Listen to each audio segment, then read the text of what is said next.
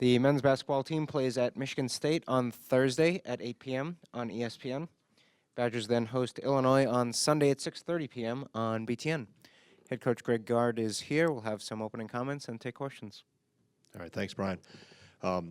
First of all, going back through Saturday night's film, found several things that we can continue to get better on, and we will need to get better on as we move forward on both ends of the floor, but also a lot of positive signs of growth and maturity and things that since January 9th when we played them the last time, we've come leaps and bounds, which is evident. But except for our guys to show maturity to go into that environment and execute pretty much from start to finish. It wasn't flawless. Like I said, we have several things we'll look at today on film, but to be able to stem a tide, so to speak, and handle foul trouble and be able to close that game out, I thought really showed how far this team has come.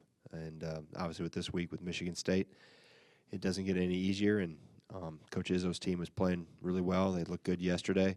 And a typical Michigan State team that's starting to crescendo as the season wears on. And so look forward to that challenge as we prepare and go there Thursday.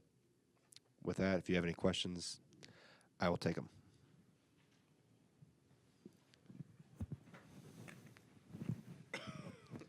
Coach, you said earlier this season that you weren't looking at the results, you were just looking at the process. Obviously, that the process has gotten better and the results have gotten better. Was it difficult then to get the players to buy in to just ignore the results and just look at the process?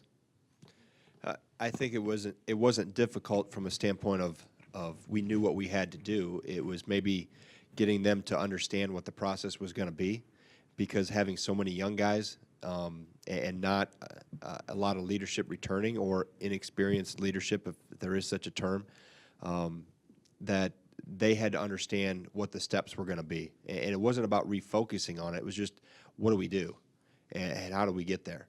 And I think that it was growth in a lot of areas, but understanding that process and how we had to do that step by step. You've heard me throw out all the verbiage that I put with that: step by step, day by day, play by play, possession by possession. They've really bought into that, and they've taken on that mantra, and it was really evident Saturday night. That's how you go in and be able to come out on the left-hand side in that type of game. You have to do it possession by possession, and when things didn't go well, for when they made that run to go up 14-7, or they made the run in the second half to try to close it, to be able to have the maturity and the moxie to, all right, go get the next one and go get the next one. And, that was really in that second half when I didn't want to burn timeouts. It was kind of, you're in deep water, we'll see if you can swim. And that was part of that process of maturing, and it showed there. Jim? Greg, you guys have obviously shot very well from the three-point range. Does that mask some of the issues finishing around the rim? Was that one of the things when you look back at Saturday's game that you thought you could have done a little better? Well, I think we could have. There was a couple instances where we didn't touch the post when we had guys open, and we threw it in, kicked it back out, and we didn't throw it back in again when we reposted. That we'll take a look at. There were a couple non-finishes or unexecuted or poorly executed finishes that we got to continue to get better at. And but also with them, I think we've gotten better. It's not so much maybe what the threes have done. The threes are a result of us being better away from the ball. And some of it's because they're putting more attention defensively on what we're doing inside, with three guys specifically, with Nigel and Ethan, or with Nigel and Ethan specifically. But also, we've gotten so much better away from the ball. We understand spacing better. We understand the extra pass better. We understand movement. Early in the year, we were standing. When we throw it inside, we'd stand and watch and allow the defense to be able to do two things at once: help on the post and cover up anybody on the perimeter, especially on the ball side. And that has taken a while for that to evolve and grow and mature and improve. So that has probably been getting better at that has allowed us to take better threes. And then also we've made some pretty good decisions. I thought Ethan really did a good job of finding open guys on the perimeter when he got doubled or they sent extra help towards him on Saturday night, and played at a more mature level from that standpoint than what he has in a while, in terms of maintaining composure and finding the open guy and not rushing and slowing down. So I think there's a lot of things that contribute to that three-point shooting, but I think our understanding of that on the perimeter is probably the one that stands out the most for me. I imagine there were years when you were an assistant that you could walk through a mall or a grocery store and not be recognized. Has that changed now that you're the interim head coach, and particularly lately that you're having success in big games? Yes. It changed the first day after the Green Bay game. That was on the 23rd of December, if I remember right. Typical male last-minute Christmas shopping that I went to do on the 24th. I put on a Toronto Blue Jays hat that I got when we went to Canada a few years ago, the stadium, and I think I had some non-Wisconsin sweatshirt on, trying to be incognito. I didn't put on the glasses and the mustache, and obviously the debut the night before and be able to win that game and everything. But yeah, I had a few taps on the shoulder in the mall, a few followers that were at the game or had thought they recognized me, and you get those looks, and they turn around, follow you, and then pretty soon you get a tap on the shoulder and, hey, coach, and good job last night. So yeah, that was the first one that I noticed. But it's all good. I mean, fans around here are terrific. Wisconsin fans are great. FC being in the state, I understand the passion for this program. I love the Packers as much as they do. So I understand everything and where they're coming from, and they've been phenomenal. The reception that I've gotten, and obviously it helps when you are successful, but I think my background and roots within the state, they see me as one of them, and I see them as me. I understand what the state is about and how important this university is to the state. So that's been special from that standpoint. Greg, a consistent compliment that this program's been paid over the years is its toughness, its mental approach to the game, and it's been really accentuated here in recent weeks with your team, that its ability to come together. Where does that come from? Is there a singular ingredient in your mind, and how does a coach make that evolve? Well, I think it starts in the locker room, and as you've heard me say before, and there's been some articles written on it, and the culture and the chemistry and how that's improved and grown.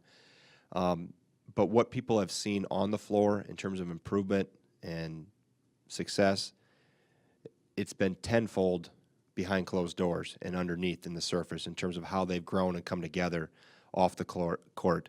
And you don't have that type of success on the floor if you're not together and have each other's back. And we've always won games. We've had very talented players here, don't get me wrong. And I'd say we had several last year in recent memory, but over the course of time. But we've always traditionally won or had more success with culture being right, cohesiveness, chemistry, maturity, experience, and when you have the right blend of that, you can exceed maybe individual talent that's on the other bench. And that has always been a mantra, and it was before I was here. I mean, that's how Coach Bennett did it, and that's how Coach Ryan's teams always at Platteville were, and that's kind of the fabric I've grown up in and matured in as a coach, that understand that there's ways where maybe you're a little inexperienced here or there, or you've lost talented players. How can you find a way? And the toughness and the physicalness is always an important piece of it, and that mindset of how we have to battle. And I've always, usually when we leave the locker room, one of the last things I say to them is that we understand how good we are when we're the more physical team and how we struggle when we're not. So that's the kind of the DNA that has grown within this group and the identity they've taken on because we had to. I don't think there's any doubt that we had to find a way to maybe muddy the waters and say make it a rock fight, in the trenches, and that toughness. And in this league, you have to. You look at the teams that traditionally have been at the top or near the top and have sustained it over the course of time. We're playing one on Thursday night. What do you think about Michigan State? It's toughness, and those things come to mind first. And I think that has been part of this program too, and an important part that we can't. I knew it was much more than X's and O's when I took over in December, and that toughness and that ability to stick your face in and go toe-to-toe and not flinch was a big piece of it that had to be grown and had to be developed, and they've absorbed that and taken that challenge on and have really improved in that area. Greg, you just came from a place that not many road teams go in and have much success, and you guys haven't had a lot of success recently at Michigan State, even though you haven't played there for a couple of years. I think Zach's the only one who's been in that building and played. Does that experience or lack thereof, is it going to be a positive or a negative either way in this game or not? I don't think it really matters because it will be a possession by possession game, just like Saturday night's game, and I think that's how you win in any road game. Let alone, I don't think it's been the venue, so to speak, that we've gone into, whether it be Michigan State or Maryland. I think it's because Maryland's been very good. The team they have on the floor is really good. Coach Izzo's teams that he puts on the floor are very good, and that has been sometimes the venue gets overblown. I think we've had success here because we have had very good teams on the floor and very good players. So that understood that whole thing about culture and chemistry and playing together that I just talked about. But obviously the fan base there is terrific. That's a great environment for college basketball. But as I told the team Saturday night before we were in the pregame, those 17 or 18,000 that are in there, they don't matter. They don't play defense, they don't rebound, they can't shoot. So it's just our 5 against their 5, and then our 4, 5, 6, whoever comes off the bench, just do your job. And that was actually going to do your job. It was one of the things we threw on the smart board, I guess they're called now, right? We show our video on the smart board. I can't say screen anymore. Smart board, I threw up a picture of Rob Gronkowski. During the AFC Championship week, he wore a hat, and I think now he has a little YouTube side video of his own show called Do Your Job. It was real simple. Hey, do your job this weekend.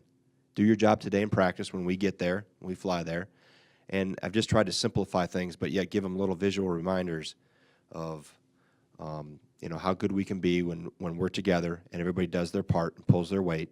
And that was a simple message as we walked out of the door to load the bus to go to the airport. Do your job. And they did it. Coach, I was wondering if you could give us some insight into Vito Brown's character. I mean, the back-to-back career games, plus after that whole incident right before halftime, he kind of went ham in the second half after that. Just some insight on his character, please. Well, he's matured in so many ways, which is great to see as a coach. When you have somebody come into your program that is trying to learn the game and learn different parts of the game and how important maybe statistical numbers. Sometimes young players get so caught up in numbers, they don't understand other pieces of the game. And I think Vito's come through that process where he's understood the intangibles in the game, and that's helped his numbers grow. He's always been a pretty decent perimeter shooter, but for him to understand how he can get those shots, why he gets those shots, how to play better defense, all those things that he had to grow through and learn, I think have helped him become a more complete player.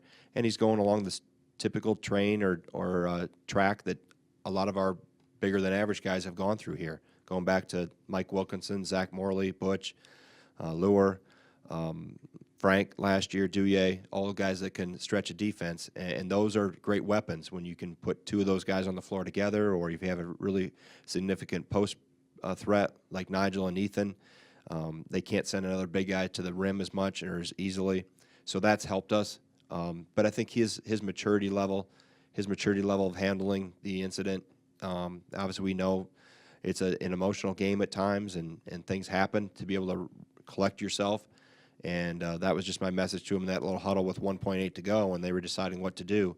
Hey, this is far from over, but we're going to use this 1.8 here to try to score, not knowing exactly where the ball was going to be taken out at the time, but we were going to try to score to get another basket before halftime, but we had 20 more minutes of 30 to 40 possessions where we were going to have to be really good in order to close it out. It wasn't going to be over. So to quickly move on from that emotional incident and get back to what's important. It's been 2 months since you've taken over. How would you characterize those 2 months? It's been very rewarding from a standpoint of you always envision yourself in this position as a longtime assistant to be able to have your own program and how you would react or handle things in that.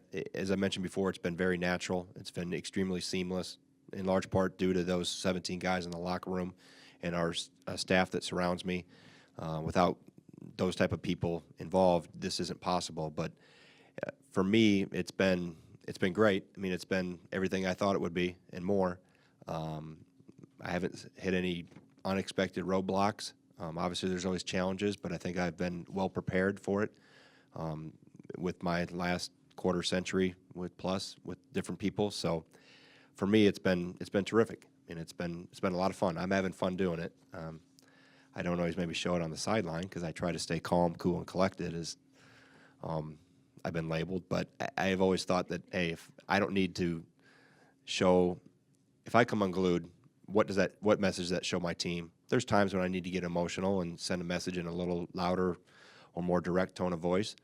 But like I said, it's fun standing in the background and watching all these guys go through things and grow and develop and light bulbs go on. And I've been asked several times about how do you stay so calm? How do you, when the people are watching on TV or in the stands or whatever, I find myself way calmer as a head coach standing and up on the sideline than I ever did, even as an assistant or watching. And it's been a long time since I've really been invested in a game watching on TV. But I've been much calmer. I don't know why. I think you're just because you're laser focused, you're zeroed in on it, and you have 100 things going through your mind on what's going to be next. So for me, it's been about as natural as riding a bike. I Greg, haven't ridden a bike in a long time either, though. Greg, what do you think Coach Izzo's going to think when he reads your comments that you're going to muddy the waters and have a rock fight in East Lansing? That's how our games have always been. They've been physical. They've been battles, regardless of teams' records, regardless of the past games that maybe the leading up to that game in terms of we're on a streak. They had a hard-fought game at Purdue, and then they play, really well, especially in the second half yesterday. He does a lot of things in his program based on a football mentality, with the pads, and he's taken a step further with pads and shoulder pads and helmets. I haven't gotten to that point yet. I don't know. I got to still ask Coach Chris for permission to use those in the off season, maybe someday. But it's just I have a lot of respect for him. I have a lot of respect for his program, how he's done it, being in his home state. I know the correlations have been drawn between us in terms of career paths and being at one institution for a long time, but he has treated me exceptionally well when he didn't have to. There was no reason or benefit for him to take me under his wing, so to speak, professionally. So that showed me a long time ago how sincere and honest and heartfelt he was to be able to take that time and do that. That's meant a lot to me. Greg, you talked about the quality of three-point shots has improved significantly since early in the season, but you still got to knock them down. I mean, there are teams that get good three-point looks but don't hit them. Are you surprised at all at the high rate they've been shooting of late, and do you expect at some point it's going to come back down to a more normal level? Well, I think as long as you're taking good shots, you live with there's going to be trends. I think I get more worried about, or my blood pressure goes up with those guys more when I see bad shots being taken. I don't get frustrated with good shots that are missed, and I don't like no pass possessions, as I've started to call them, especially when you're trying to do things on the road like we were Saturday night. But I think as you continue to grow as a team with confidence with shooting it, you understand there's going to be nights. That's why we try not to be dependent upon it. That's why I've tried to really emphasize touching the post and getting to the free throw line and making sure defensively we're really sound, because there are going to be nights when the ball doesn't go in for whatever reason. The other team is just better defensively. You succumb to worse shots than what you were normally taking. So you have to be able to find a way and play the percentages, so to speak, where you can be consistent. So if we can consistently take care of the ball and get good shots each time, can we consistently make sure we're good in transition defensively? Can we consistently make sure we are good on the defensive backboard and blocking out and those things that maybe don't involve as much athletic talent, and as we've always said, be good at the things that don't take talent, but can you be good at those little things and simple things, and then when those other things fall into place, like three-point shooting, or you get a guy or two that gets hot, then you can ride that wave a little bit more, but to still understand that we have to be solid at very simple things, and when we do that for the most part, hey, some nights free throws can carry us, some night our defense will have to carry us, some nights maybe we'll be able to knock down more threes, not be so singular dependent on one component. And, that's why I'd like to keep it simple and take high percentage shots and making sure we're playing the percentages over the course of 40 minutes, over the course of a season, that give us the best chance. Greg, Nigel's offensive ability has been written about quite a bit. Do you think his defense gets overlooked? He usually pulls one of the tougher defensive assignments for you guys. Do you think he gets overlooked at all? Well, I don't know if he's getting overlooked, but I think he's improved as a defensive player, and he's starting to gain more and more of my confidence in terms of putting him on a more prolific offensive player. And typically that's, we decide that as we go through the week. Last week, because of the injury to Shields, we shifted him within the last couple days to Andrew White, and I thought he did a good job with him and made his looks difficult.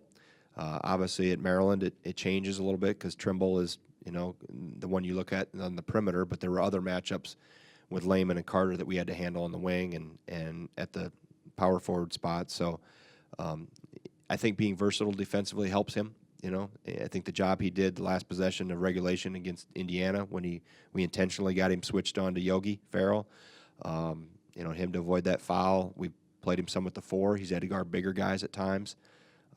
So he's very versatile, and people always talk about unselfishness offensively.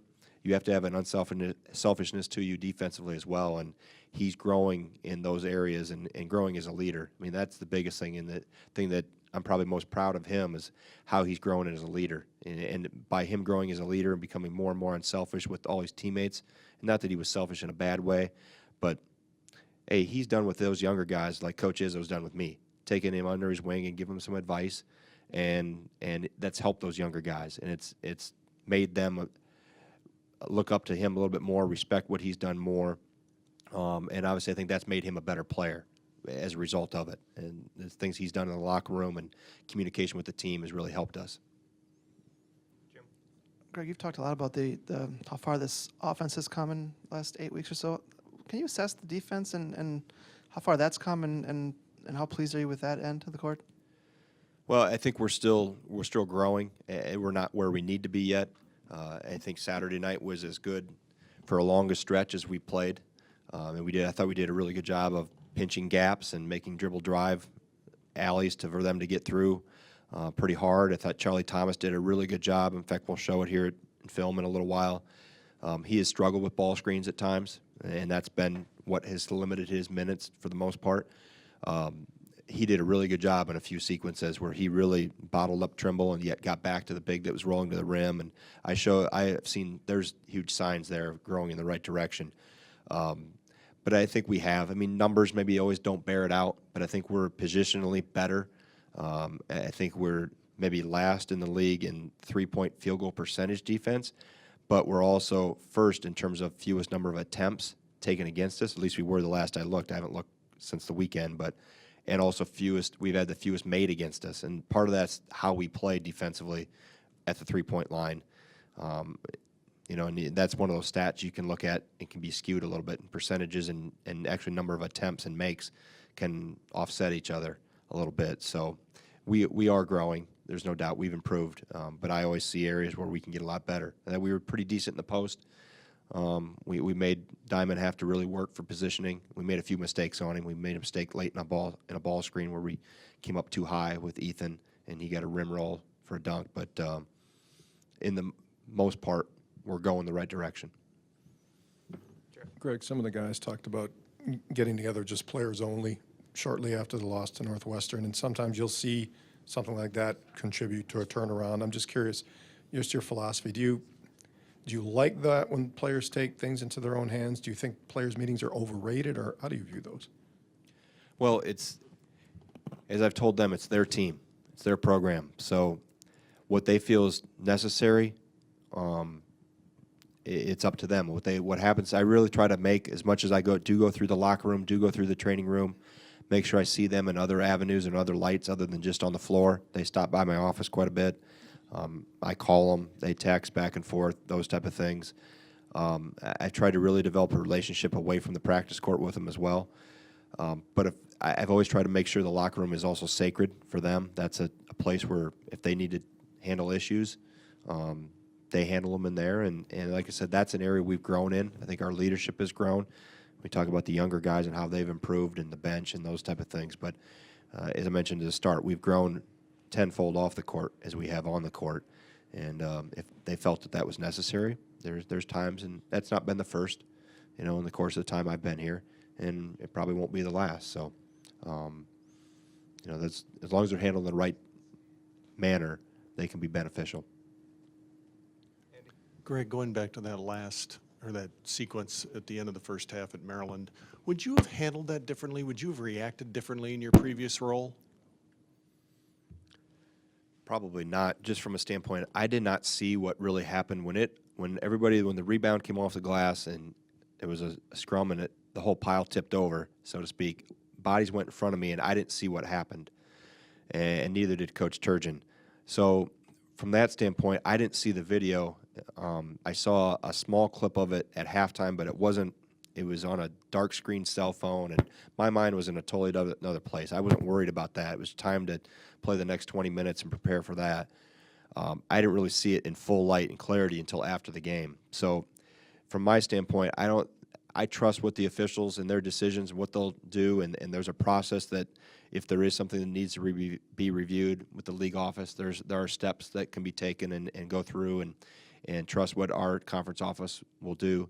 So my main focus and my job was to coach our team and to make sure we didn't get distracted from that little scrum and to refocus on what was important. And I think that was the one thing. I talked about the calmness on the bench that has come over me more. You just feel like you got to move on to what's next, and there were other things more important than what happened there as they all rolled to the floor. Let's see if we can get a bucket here with 1.8, and then we got to prepare for what's going to happen in the second half because this game is not over.